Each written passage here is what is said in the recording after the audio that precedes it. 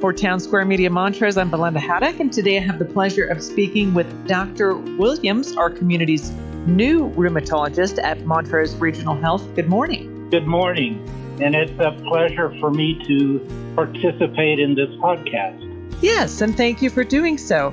So I've got some questions for you that people might want to know. Where are you from originally, Dr. Williams? I have a somewhat convoluted story. My father was in the United States Army, and he had the opportunity, originating from Mississippi, to go to France as part of his service requirement.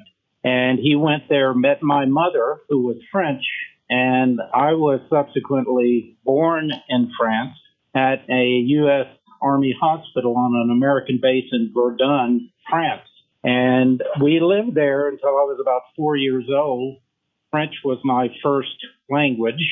And as a compromise, my parents, their compromise, they decided between Mississippi and France that they would move to Memphis, Tennessee. Oh, wow. So I essentially grew up in Memphis, Tennessee. I did my undergraduate work at Memphis State University. I did graduate work at Memphis State University. And I also attended the University of Tennessee College of Medicine, which is also in Memphis, Tennessee. So that's where I came from. A long roundabout way. Do you remember French still? Oh, yes. Okay. Yeah.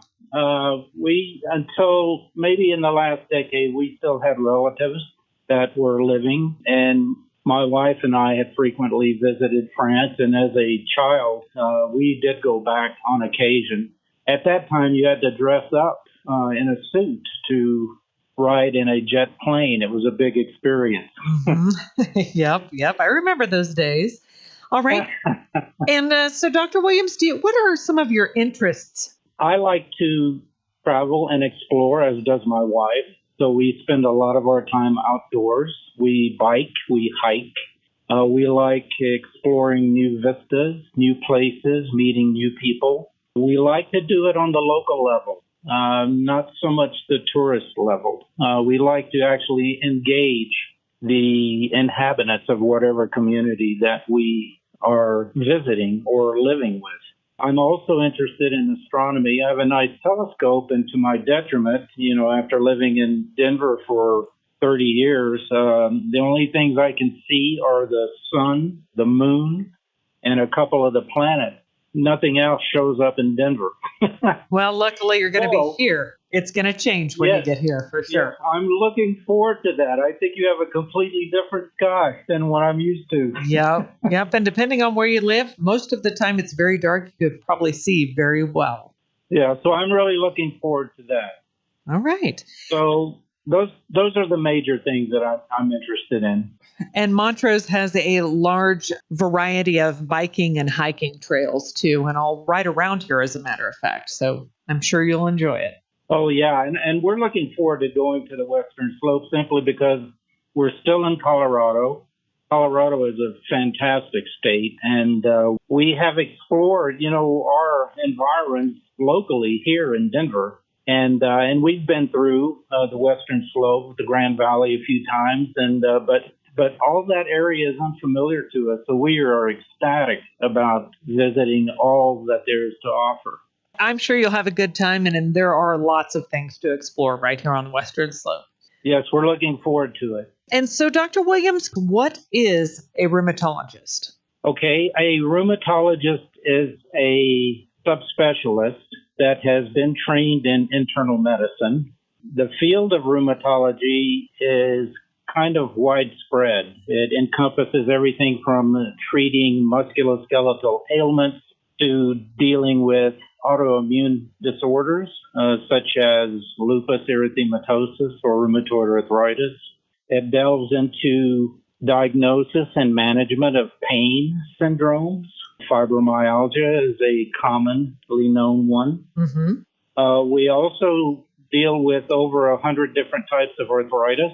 Most prominently is probably rheumatoid arthritis in terms of an autoimmune or inflammatory aspect. There's also mechanical or degenerative arthritis, including osteoarthritis. which plagues a large number of people. There is gout. There are muscle disorders, blood vessel disorders. Contrary to popular belief, I do not treat just the elderly. It is not only the elderly that have arthritis symptoms. In fact, the most common denominator in terms of autoimmune disorders is that of females of reproductive age. So actually, for rheumatologists, the majority of their patient population is in the category of young females, which is a misconception because most people think arthritis only afflicts you as you get older, and that's not true. Right. You can have arthritis of an inflammatory basis in 2 years old and from there on. So it's widespread. The other thing that I find particularly fascinating that in addition to the musculoskeletal aspects of rheumatology and the arthritic aspects, a lot of our disorders can, especially if they're inflammatory and on an autoimmune basis, they can involve other organ systems, such as the brain and the nervous system, the blood vessels, the heart, the lungs, the kidneys. Virtually, we have to keep up to date in the management diagnosis of these disorders because it's not just relegated to joints and the articular system. In fact, autoimmune disorders of an inflammatory nature can cause problems in virtually all organ systems, including the skin, the eyes. So it's widespread, and that helps maintain my interest because it is just more than what someone might think is treating arthritis of the joints. And so is that what drew you to become a rheumatologist, is all of the different aspects of it? That's part of it. What initially drew me to rheumatology is, first of all, I was looking to subspecialize in internal medicine, and I looked at a variety of subspecialties. And rheumatology appealed to me because in a lot of disorders and subspecialties in internal medicine, the disorders are sometimes related to lifestyle decisions that patients make. Whereas in rheumatology, it appeared that, it's the luck of the draw for the majority of it. There are genetic elements and there are hereditary factors. There are certainly environmental factors, but it was basically you roll the dice as to whether or not you're going to get one of the disorders that I treat. And that appealed to me. What also appealed to me is I have a background in biology and specifically cell and molecular biology.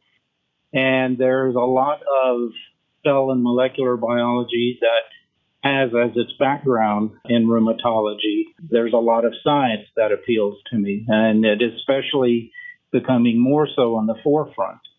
The other thing that really appealed to me is at the time that I contemplated going into rheumatology, there was not much known. Most of the treatments were basically to improve the patient's well-being and their symptoms. There were no agents on hand. Methotrexate was just coming around as the anchor drug. We were still using gold injections and oral gold, which was somewhat effective, and hydroxychloroquine. And aside from corticosteroids, that was basically all the options that we had for treating autoimmune disorders. Well, thankfully, I chose correctly because the field has exploded in terms of diagnosis and in management, and with a flurry of multiple biologic agents that at least can attenuate, if not relieve, the symptoms, which is very encouraging to me. I think there will be at some point in the future, you will not be able to see a patient that has debilitating arthritis and that you can visibly recognize them due to deformities. So that is very encouraging to me, that we can actually maybe not so much cure, but we can put into remission for the majority their symptoms. And that's probably very encouraging to our listeners as well. Anyone that's experiencing that persistent joint pain or stiffness. I was reading earlier that the CDC arthritis is reported by at least 1 in 6 adults in every state, with women having a higher prevalence in most states. So I think there's a lot of people that are going to find benefit of you coming to our community. Well, that's welcome news, because I enthusiastically look forward to my contributions to improving the overall health of the community. And I know that there's been a deficit in terms of rheumatology issues, and hopefully I will be able to fulfill the community's needs. And I'm sure that you will. Can you tell us what you enjoy most about being a rheumatologist? Rheumatology, as is internal medicine, it's kind of like detective work. You have to sometimes, especially in rheumatology, put together a variety of complaints that necessarily don't point to one thing. So there's that aspect of it. There's a lot of deduction. I used to read Sherlock Holmes as a kid, and that always kind of influenced me a little bit in terms of trying to figure out, the specific complaints and what's causing them in a particular patient.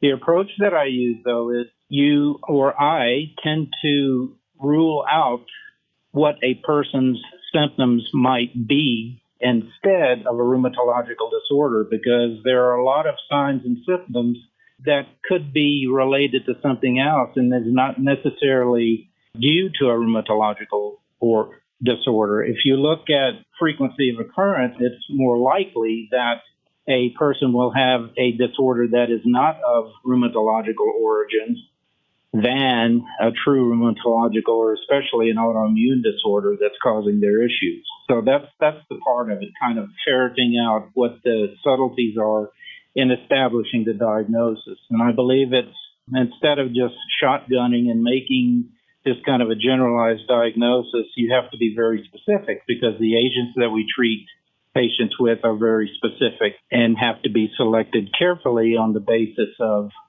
going for making an improvement in their overall health. So I like the detective work aspect of it. I also get a lot of satisfaction in establishing diagnoses in people that had symptoms that didn't know what they had. Maybe their primary care practitioner didn't know what they had exactly.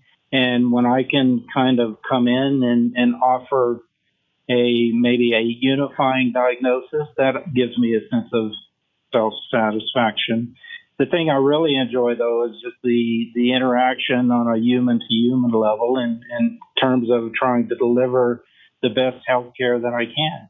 And in doing so, I like to work with the patient. I like to work with the patient's primary care practitioners or any other providers that they have, so that it's kind of a team effort. And then that's what I enjoy, too. I like the multidisciplinary aspect of rheumatology, because frequently I will be involved with discussions and interactions with neurologists or cardiologists or pulmonologists or nephrologists or physical therapists, occupational therapists. So there's a whole gamut of people that are involved in taking care of individuals with rheumatic disease. Doing all the detective work, putting together the pieces of the puzzle, and then making sure that your patients are living their best possible life and living life each day feeling their best. Yeah, absolutely. And my approach is I treat everyone equally. I treat everyone as how I would like to be treated if I were interacting with a physician. The golden rule. Absolutely. Well, all right. We look forward to having you here in the Montrose community with Montrose Regional Health. Hopefully, we'll see you very soon. Thank you, Bea. I've enjoyed our conversation, and I hope this will give our listeners a better idea as to what I will be doing in Montrose. And I really look forward to being there and part of the community.